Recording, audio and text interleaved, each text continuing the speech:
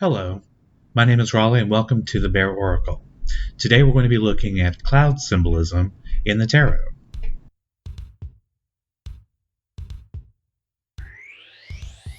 One day I was doing a reading and the Wheel of Fortune had popped up, and instead of defaulting to my normal memorized meanings of luck and fate and change, I suddenly noticed the big white puffy clouds in the background.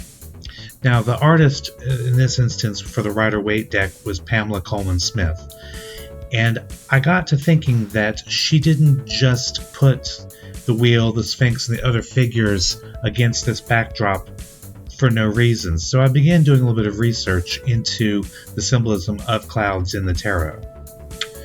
Clouds are comprised of billions of molecules of ice and water suspended in the air. They're a global weather phenomenon that we can look up to and see angels and dragons and castles. It's a testament to the human mind that we can project our own inner imaginations onto this outer phenomena.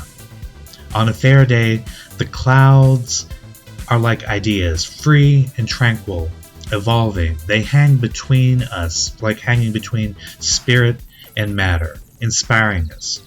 But clouds, like ideas, are often impossible to pin down. As an example, we'll take a look at the Seven of Cups.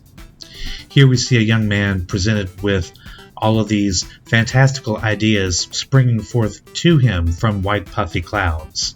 We would look at this image and say, are we looking to manifest our ideas, or are we just looking to daydream? Ideas may come to us that are just too fantastic to be practical. Even if someone is not usually described as having their heads in the clouds, in this instance, they may not be seeing the situation realistically. Clouds can also obscure.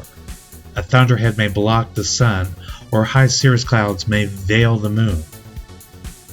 In its positive aspect, the clouds representing the creator, such as the texts of the Mayans.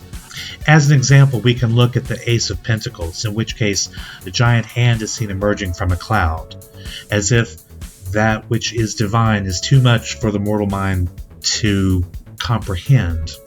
But physical things are often described as being spiritual items with clothes on. In the instance of the Ace of Pentacles, opportunities, it can often be said, appear as if out of thin air. But clouds can also obscure in a negative way. So in this instance, we can take a look at the Three of Swords.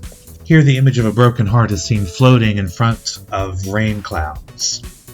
Sure, rain can be often seen as healing or cleansing, but the clouds are also blocking the sun. So here pain is being represented like the weather is not clearing up. Or we could say that being detached or analytical is no substitute for an emotional release, in this case crying. Clouds can also have their divine aspect.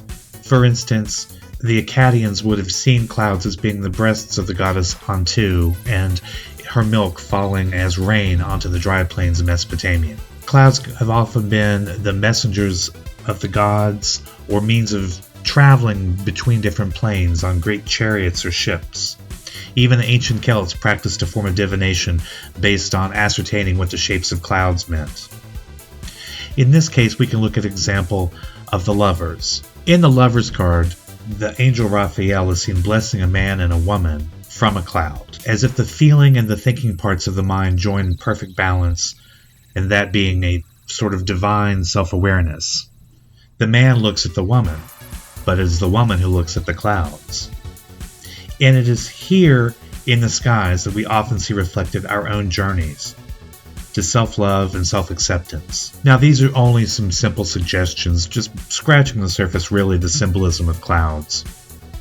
We could see them as approaching storms, both literal or figurative, perhaps a darkening mood.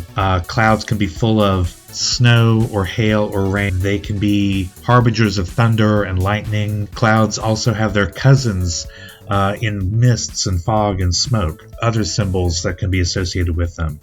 So fascinating or ephemeral, let me know in the comments what the clouds represent to you when doing a reading.